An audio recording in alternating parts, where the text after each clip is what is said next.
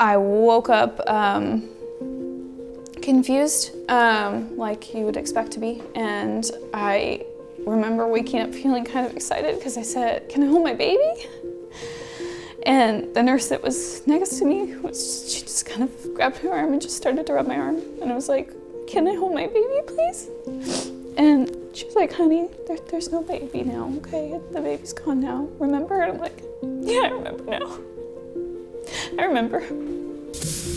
Welcome to the I Am Mother of the Year podcast, where we equip and encourage moms just like you to move from isolation, fear, comparison, and chaos to community, compassion, peace, and freedom.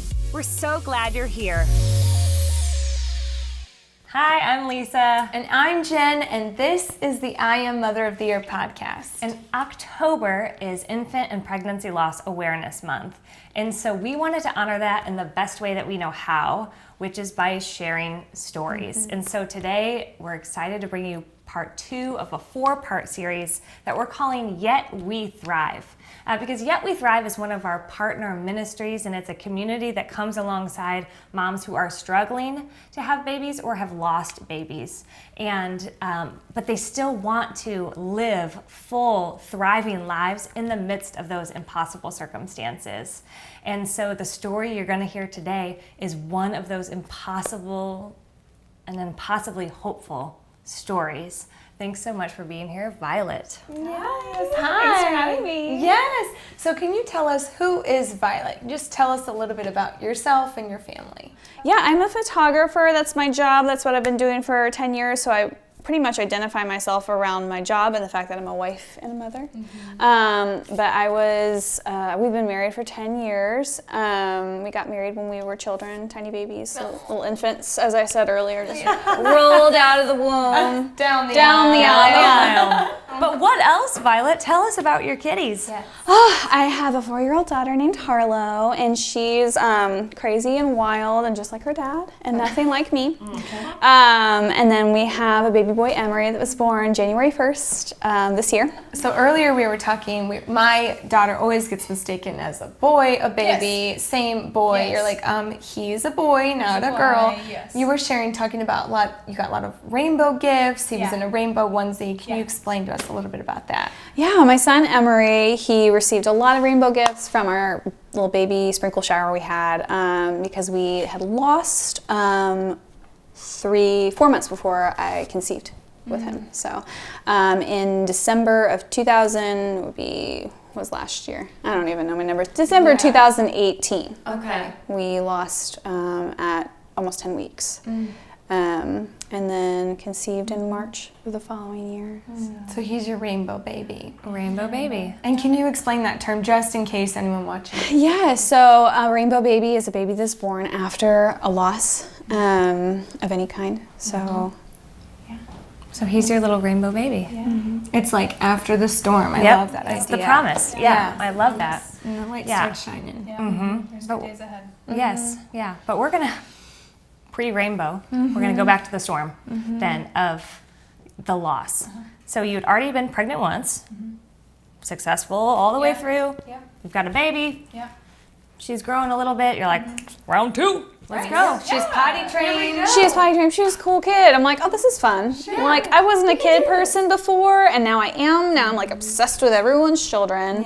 I want to play with every baby I see, and so I'm like, yeah, let's do this. Let's do this. I think this will be fun. Let's go for round 2.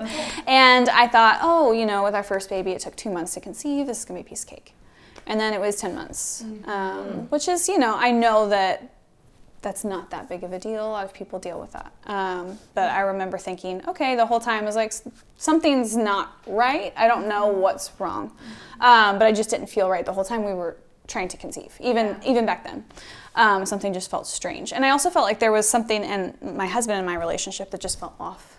I started to recognize like signs that we weren't as close as we once were, and I just felt like we weren't communicating. So there wasn't any like real intimacy, real communication, real like just good conversation ever. It was mostly just, okay, we got our kid to bed, like what do we do now? Kind of relationship. Netflix. Yeah, just put on Netflix. Yeah, do the normal things, and they're just that's it. I guess this is what life is now. And so I thought, okay, well, if I'm feeling like I guess this is what life is now, then let's have another child, and maybe that'll change things up. Give me something else to focus on. Yeah, exactly. So we really couldn't pinpoint what it was. So can we go back to the loss? Yeah.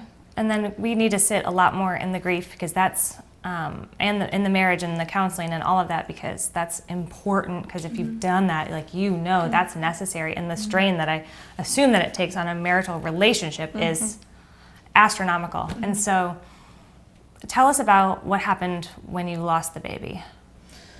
So I had gone in for my first ultrasound, and they said the baby was measuring 2 weeks behind. And I was like, well, that's not possible. I'm like 99% sure I know when we conceived. So right there in the room, I was like, okay, something is wrong, and I have believed something was wrong since I found out I was pregnant. That after I found out I was pregnant with Harlow, I was like nervous, excited. This time I was just nervous. And of course, my husband knows I do struggle with anxiety, and so he's like, you're just having anxious feelings, and that's all it is. And so I told myself, he's right, I'm just having some anxious feelings. So when we went into that appointment and they said, you're measuring 2 weeks behind, I was like, okay, I wasn't crazy. Something is off, something's wrong. Of course, my family, my friends, everyone's like, it's fine, things happen, you just miscalculated. It's okay. I'm like, okay, I'm gonna miscarry. You knew. Oh yeah, But I you knew. heard the heartbeat. I heard the heartbeat, Yeah. everything was fine. Yeah. But my baby was small, and so I was like, yeah, I'm gonna miscarry. And I told my husband, I'm like, I believe I'm gonna miscarry. And he's like, I think that you're anxious, I think there's a chance we just miscalculated. I'm like, okay. Okay. We'll see. Well, and is there in those thoughts of like, I know something's wrong, something's off, this isn't, I'm going to miscarry. Is there part of you that feels like you caused that with your negative thoughts? Like caused the miscarriage with the negative thoughts? There was a lot of time where I thought somehow I caused it by a lot of different, What are a some lot of reasons? something as simple as going, okay, was I not sleeping enough? I was overly exhausted at this point. This was busy work season for me. I was overworking myself.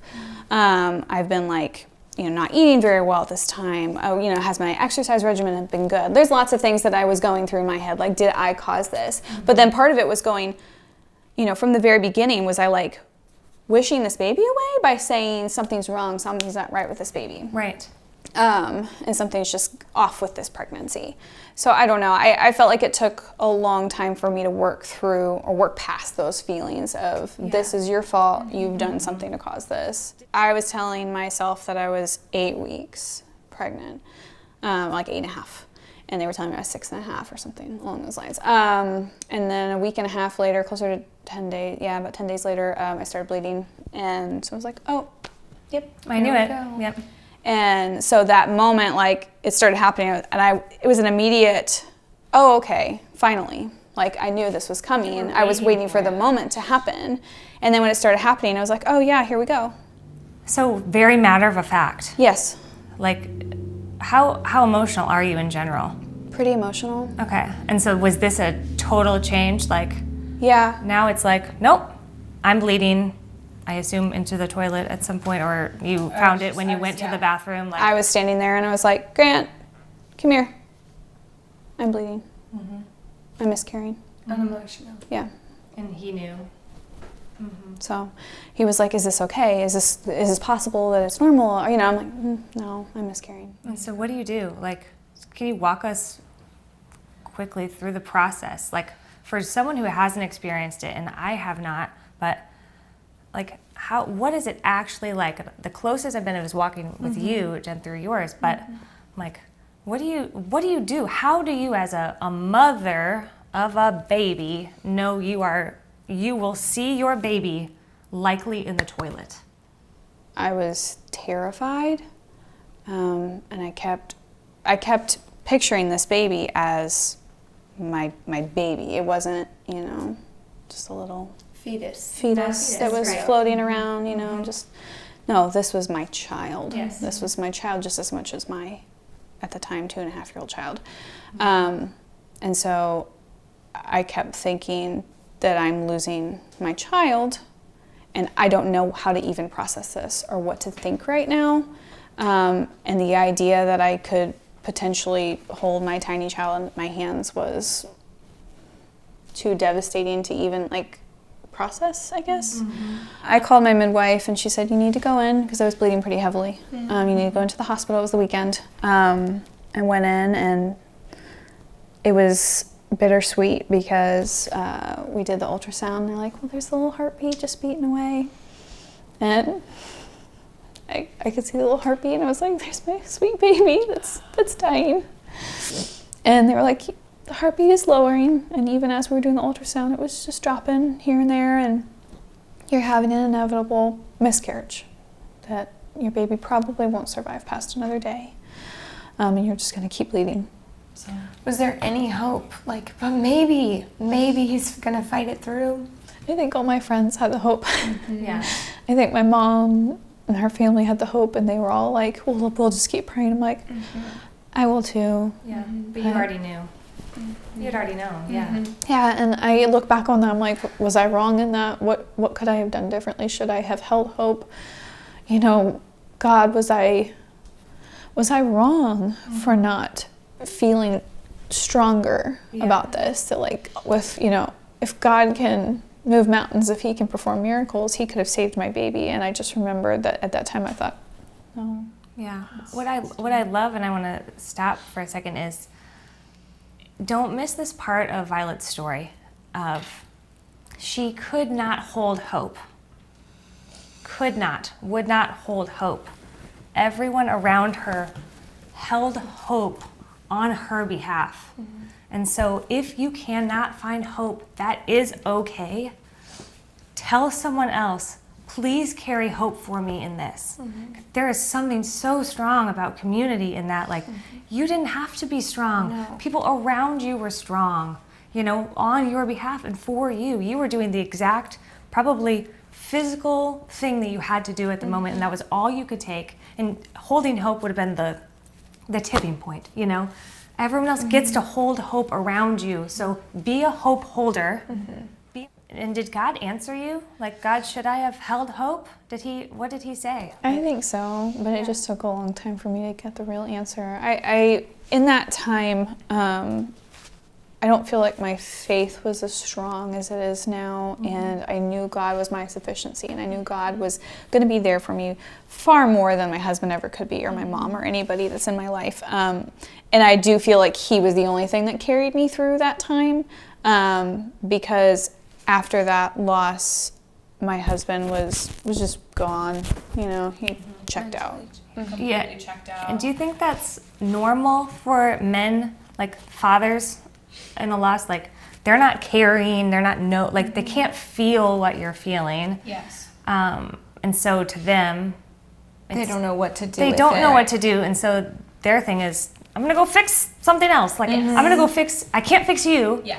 So I'm gonna go fix something else. They'll attempt to fix it, realize you can't fix it. You can't fix something that can't be fixed right now. You know, too broken at the moment, don't try to fix me. And that was something I felt like, you know, certain people were trying to help me and fix me. Yeah. I'm like, I can't be fixed right now, I'm grieving, just let me grieve. Like, just be here in my grief. And that's what I wanted from him. I wanted him to be there in the grief with me and to just acknowledge the grief and say, like, I'm grieving with you. We're in this together. It was our child. Exactly. And he was gone. Yeah. He ghosted you. He goes to distraction. Yeah. He goes to his comforts. He went to whatever he needed to just disassociate. And then what did you do? How lonely is that? it was really lonely for a few weeks. And then I learned how to stop thinking about it. So. Wait a second, that doesn't sound healthy either, right? So you were like, okay, if I'm gonna be alone, this hurts. And now it hurts too bad. It hurts too bad, and we're done. Watch him. He's gone. Yep. I can go too. I can be over here. And you put your tiny baby in a box, and went about mothering your little girl. Yeah, absolutely. Until everything, I feel like, really broke down in our marriage. We realized what his disassociation was. We realized that he has trouble with comfort idol. We call it a comfort idol where he needs his comforts constantly. And that had dragged us apart. Tell me what the comfort idol. So it's kind of like the theory that everyone has an idol. And usually there's a bunch of different idols and you could have multiple, but you have one that's really strong. Mine is control. Okay. So I like to be in control of everything. I like to know, my finances. I'm a control freak to an extent, and he's a 9 Enneagram, likes to be comfortable, make sure everyone's having a good time. Just let's just be chill. Let's just have fun. Let's not worry about stuff. Let's not talk about the hard things. Or negative emotion. Yeah. So can I ask what his comfort idol was? Comfort idol, he would tell you, was any form of distraction, whether that was cell phones, computers, video games. Okay, so just complete distraction. So yours is control. Yes. His is distraction. Yes. Are you trying to control him? I learned pretty early on in our marriage that you can't, and I learned where my lines were, but to an extent, that is something I definitely still struggle with that. Sure. But for me, it's more like trying to control my own situation, whether that's involving him or not. So I like to know what's going on, and I have a plan, and I want my plans to stay intact. And if something comes in and tries to break through, then I'm not going to be a really good person. Yeah. So you're in my way, and you're interfering with my plan, so you can step aside, or I will remove you. Yes. Yeah. Absolutely. Well, and I feel like this is where you guys are similar people, but similar stories. Like you're like, no, like God, I had a plan. Yes. Like this was part of the plan. Why We've been would married you let for me this get long. pregnant? Right. If you were going to take it away or let it. Why not just not get pregnant? Right. Why did this happen? Do you either of you believe God took your babies? I believe death is from the enemy. So I accept that death is in this world, and we live in a fallen world, and death is inevitable. And I believe that God was aware from before I was born that this baby was going to die. So I don't necessarily think he was like, and yoink, I'm taking this child from you. Yeah. But I do believe, obviously, he knew, and he knew this was going to be a road I was going to walk down, and that he was going to make something beautiful out of it. And I really do believe that he has. So. Yeah. So I just want to bring that to you because people say such stupid stuff, okay? And I just want to free you in case anybody has ever said something stupid to you like, well, God must have needed another angel up there. No. That's bull. No. Yeah. God does not, one, we don't become angels when we die. Okay, so there's that. So already, flawed thinking. Wrong. Right, wrong. But no, God doesn't need more. No, if you believe in a loving God, that covers everything. So everything is God's love. Like, he wants to give good gifts to his children. He's not, oh, oh, look at how happy she is. Oh, the pregnancy announcement. Oh, I hear the heartbeat. Psych. Yeah. Like that's not at all in his character. So if anyone has ever said something remotely stupid to you like that, you can give them my number. She has some words for those people. I believe you can check it in camera too. Get the replay. How I feel about this. Okay, so and you don't believe that either. But it's kind of like the grass is always greener because hearing you say, like, should I have fought harder, like, in so many words, like, should I have begged more? Was I already kind of succumbed to this reality? Did I kind of accept this? You were saying that, and I'm like, wow, because I am on the other side where I was screaming in my kitchen, like, I did the bold prayers on my knees, crying. Same outcome. So it doesn't matter if you beg and scream and cry, or if you just accept it. He's got a plan, he's got timing. Ah, you guys. Yes, I will say that's true, and we can sit in that for a second because it's so true. And I remember walking with you through that going, like, but not only did he give me the pregnancy, he gave me the baby, he gave me, like, he gave me my body to do this. And then I prayed and I prayed and I prayed. And something you need to know about Jen is that when she prays, it happens. It happens. It's this otherworldly, literally, gift that she has. Intercessory prayer. It's Yes, like my spiritual it's gift. So I'm like, her oh, I'm thing. going to battle. This Yeah. is my miracle. Right. Here we go. Yep. And This is my story. Yeah, and your story was you had a slow heartbeat or Yeah. measuring small, come back in a week. Yeah, slow heartbeat, and then started bleeding. Was like, this is happening. Called.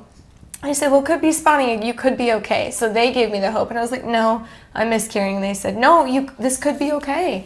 Come in. So I was driving to death row, as Lindsay said in episode 1, to hear what I already expected, and had to go alone and hear 0 heartbeat.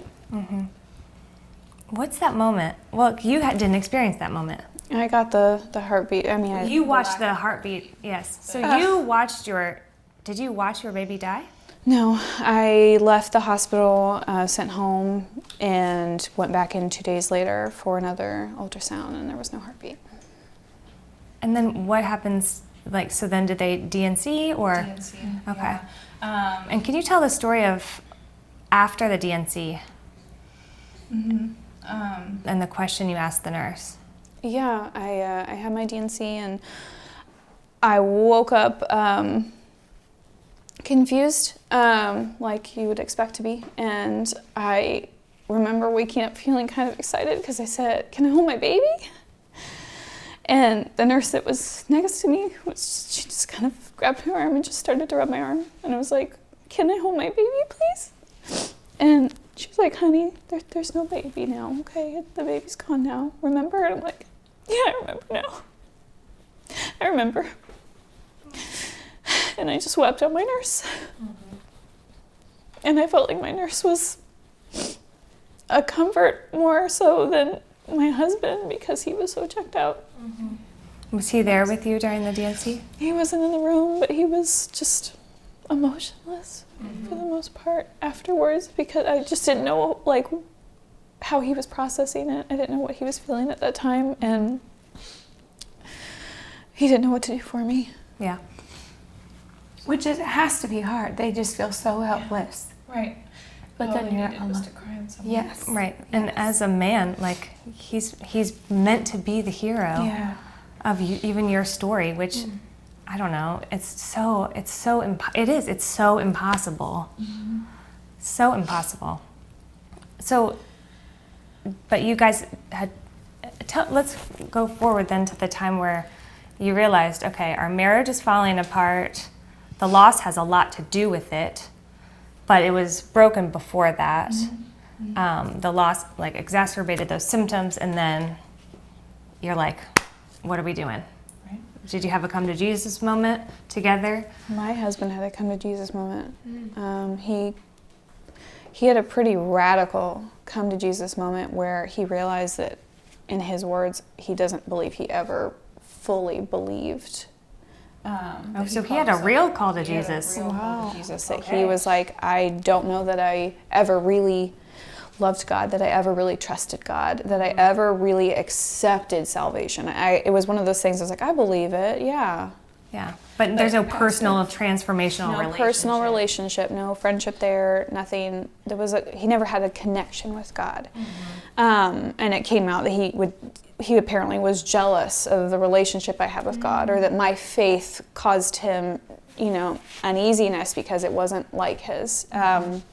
So he had a come to Jesus moment in the summer of last year, and everything that we had been facing for years together just kind of all made sense suddenly. That he wasn't taking the role as the leader of our household, the spiritual leader in our household. He wasn't leading me to Christ at all. I didn't feel like I was in a place I could go to him for any kind of counsel. And he was too busy wrapped up in all the things he likes and he wanted to do, and his comforts and his world, and I just wasn't really a part of it anymore. So when he had that like complete, total breakdown of all of his pride, we reconnected, and of course I had a hard time believing it completely. Yeah, for sure. But he, in that moment when he first, kind of explained what had happened to him, and that he really spoke with God, and that things had changed for him, and he'd come to a realization of all the things that he had been holding back and hiding like the secrecy of his life was really unfolding. I didn't recognize his voice. I really didn't even recognize my own husband when he was speaking to me in that day. I don't think I'll ever forget it. Yeah. He was saying things that I was like, how do you even know that? Like, quoting scriptures, I was like, you don't know those scriptures. What are you talking? I'm like, what is happening with my husband? Who are you? I don't know you. And really, I can be blunt with you and say that ever since then, he's not the same person. So I'm with almost a year. It's been almost a year since that happened, so I feel like I've been with a new husband for a year now. Wow. Yeah, well, and that's kind of that's a miracle. Yeah. Yes, it was. In itself, yeah. But then it's like, but I still don't really know you, and you're kind of getting to know yourself. Yeah. So what does that look like as you rebuild a marriage? We started with a lot of therapy, because in that time where he just had a complete breakdown of his pride, he was open to seeking counsel. He was open to therapy. He wanted to do it. He was the one like going for that. He was like, can I contact these places? Will you come with me? And whereas before, back in January of that same year, when he'd find me weeping in the corner somewhere, he's like, you need to get therapy. And I'm like, I know. Yeah. There's forgiveness. And I know a lot of women probably are there that their husbands have said like, I don't know what to do with you. You need therapy. Yeah. And why are you crying all the time? Yeah. It was so many months ago. Like, Right. you should be over it by now. Right. And I'm like, aren't you here with me in this? It was your baby too. You lost your child. You lost your son or daughter. Yeah. Too. Why aren't you saying, I'll go with you. Let's do therapy together. I want to be there with you in this. Yeah. How long after the Come to Jesus did you get pregnant? Come to Jesus was while I was pregnant. Oh, it was while you were Yeah, pregnant. so that was a year ago this August. Okay. So it blew up in the summer, and then... Yeah, so I miscarried in December 2018. Okay. January was like the kinds of conversations like, you need therapy, you need to seek some counsel or help, And by I August, can't do anything for you. And then by Yes. August is when everything, Exploded. He's a new man. new man. Yeah. And I wish I could say like, oh, it's as simple as just telling him this thing. Right. And it wasn't that way. No, you guys worked hard. It was a lot of work, and it was it was just God moved Big. greatly. And, I think that a lot of men are very against therapy and counsel because they think that just is an automatic, my wife wants a divorce, so I have to do this thing. And that's how he was before that pride kind of broke down. And now he'll tell you, like, everyone needs therapy. Everyone should go. And I wish every man would hear me when I say that, and that male pride would dissipate and they would accept that they do have problems they need to work through. Right. Because marriage is hard. It's a relationship. It's not just about you. It's not just about me. No, and when you're working through grief like that, it's good to just to talk about it with somebody else. And, when you are in a relationship and your wife is miscarried, expecting her to shoulder all of that guilt, or not guilt, shoulder all of that pain and mourning. It's just, it's unfair. So heavy. How do you mother during that time? I don't remember a whole lot because I was so disassociated. Oh, okay. Yeah. So I do know that I was, in that first few weeks, I was very disassociated, just kind of floating through, coasting, calling my mom, asking her to come over and kind of help me. And then I trained myself to stop thinking about it so I could move on. Wow. Yeah. Did you find healing after the grief? Are you still working through it? I'd say I'm still working through it, but I'm to the place through therapy and counsel and having a supportive husband that's there and wants to talk about these kinds of things, that I can give myself the space and time to think about it and grieve, and then go, okay, I'm done thinking about that for right now, and I'll open the box in a little bit, in a week or in a day, tonight. Because it was at that point where I was like, oh, I can't open that box, because if I open the box, it's just gonna flood and I can't stop it. Yeah. So right now it's like, I'll open the box, I'll let out the tears, I'll recognize that this happened, and be thankful for what we're, where we're at right now, and then close the box, keep doing my day. So, and that's something that I didn't really realize was an issue, and that the reason I was hiding it and trying to keep it buried down was because I was afraid of just letting all of that overflow, and that's something I did learn in therapy, and I'm thankful for that. But I feel like is a very healthy way to cope with that pain. Yeah. So. Hope. We've been ending with hope. Yeah. So what, like, specifically hope? I think you have a beautiful 6 month. I mean, like, you know, that's kind of the happy ending, but where was the hope in it for you? And then in general, for anyone who might be struggling out there and cannot see the hope. I think the hope was just in knowing that there's a new day ahead and my spirit will die daily and something new and fresh is coming the next day. And even if I'm in a current state of grief, even I'm in a current state of just trauma, that there is God and God is good and the next day is going to be more beautiful than the last. And I think I rested after we really worked through a lot of these things. I really rested in the knowledge that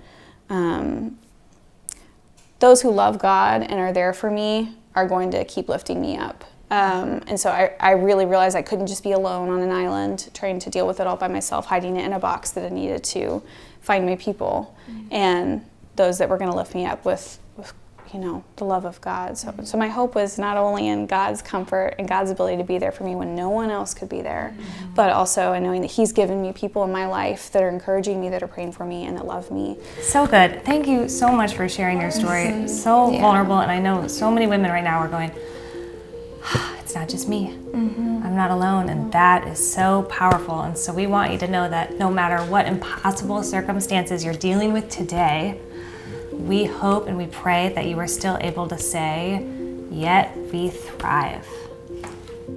Hi, I'm Lindsay, founder of Yet We Thrive, a community for women who have lost or are struggling to have babies. It is our aim to help you thrive, even in the midst of impossible circumstances. You can find us on Facebook or on Instagram at Yet We Thrive. We look so forward to connecting with you and holding a place for you and your stories, a place where we can hold you up, even in your darkest moments, and tell you, Yet We Thrive. Thanks for listening to the I Am Mother of the Year podcast with Lisa and Jen. If you love what you hear and want insider access to more conversations just like these, exclusive Mother of the Year merch, and access to the I Am Mother of the Year podcast one day early, join the growing community of patrons who support our movement at patreon.com/I Am Mother of the Year. Talk to you next week.